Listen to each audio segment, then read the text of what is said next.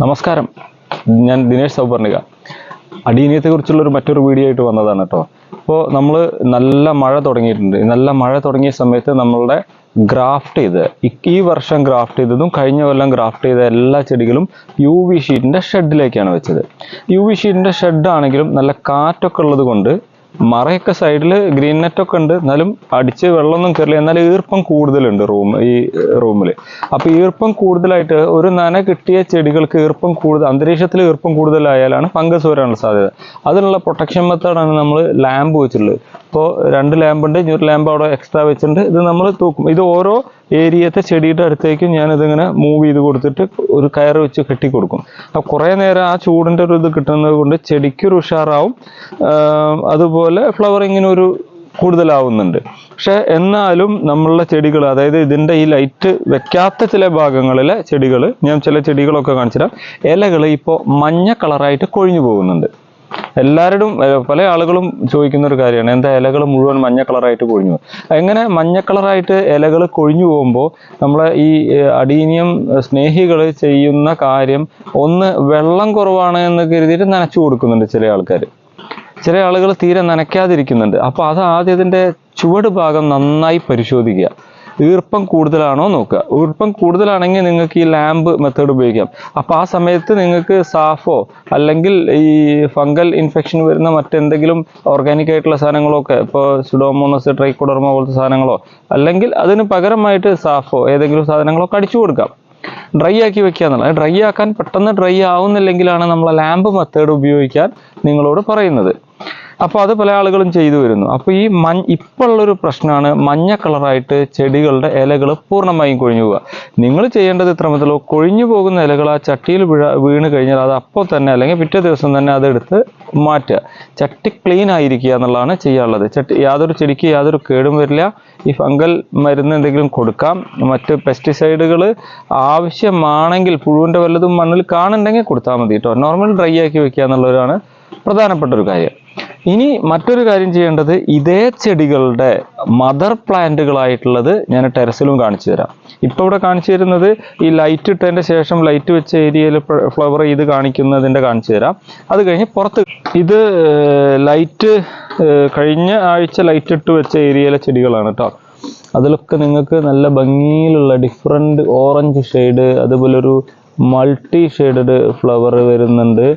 ഇത് വൈറ്റും ക്രീമും ഓറഞ്ചും കൂടിയിട്ടുള്ള ഒരു കളറാണ്. ഇങ്ങനെ കുറേ ഭാഗങ്ങൾ നിങ്ങൾക്ക് കാണാം.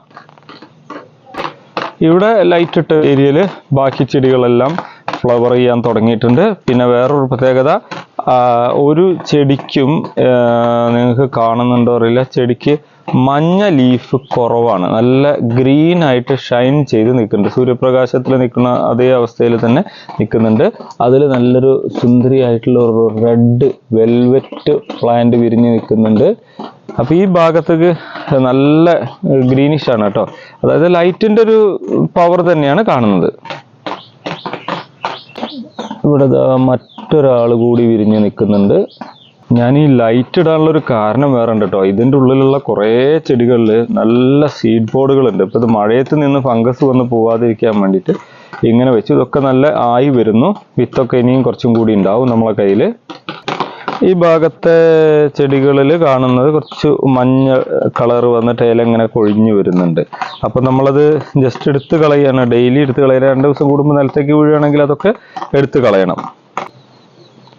ഇത് എൻ്റെ ചെടികൾ വെച്ച ടെറസാണ് കേട്ടോ. ടെറസിൽ മഴയുടെ എഫക്റ്റൊക്കെ നിങ്ങൾ കാണുന്നുണ്ടാവും. പക്ഷേ ഒരു ചെടിക്ക് പോലും മഞ്ഞ കളറ്, ഇലകൾക്കൊന്നും മഞ്ഞ കളറില്ല.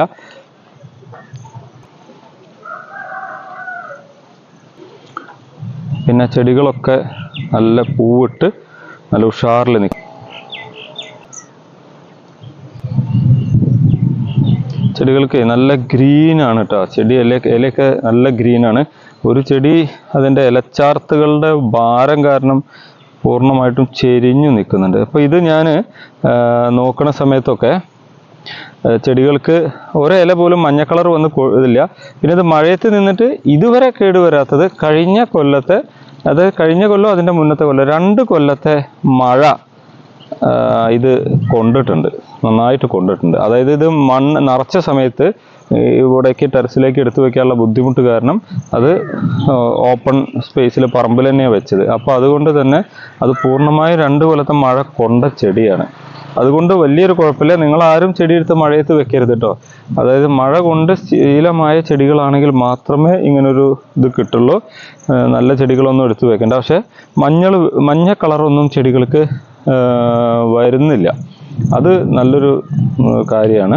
ഇനിയിപ്പോൾ ഇത് മഴ ഓവർ ആവുകയാണെങ്കിൽ നമ്മളിത് എടുത്തിട്ട് വീണ്ടും ഷെഡിലേക്ക് മാറ്റും.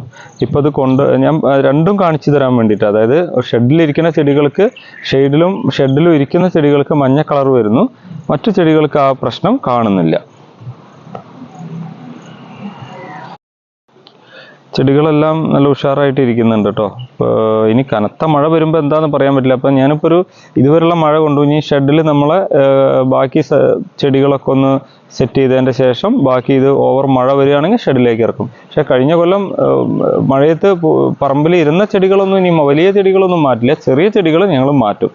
അപ്പോൾ മഴക്കാലത്ത് നന്നായി പോയിട്ടിരിക്കുന്ന നമ്മുടെ മദർ പ്ലാന്റ് ആണ്. കുറെ ചട്ടിയിൽ ഇങ്ങനെ ഫ്ലവർ ചെയ്തിരിക്കുന്നുണ്ട്. ആളുകൾ വന്ന് ചോദിക്കുന്നൊക്കെ ഉണ്ട്. കാരണം നമ്മളെ കെയറിങ്ങിന്റെ ഇതുകൊണ്ടാണ് ഇത്രയും പൂവിട്ടൊക്കെ മഴക്കാലത്ത് നിൽക്കുന്നത്. സബ്സ്ക്രൈബ് ചെയ്യാനും പറയണം.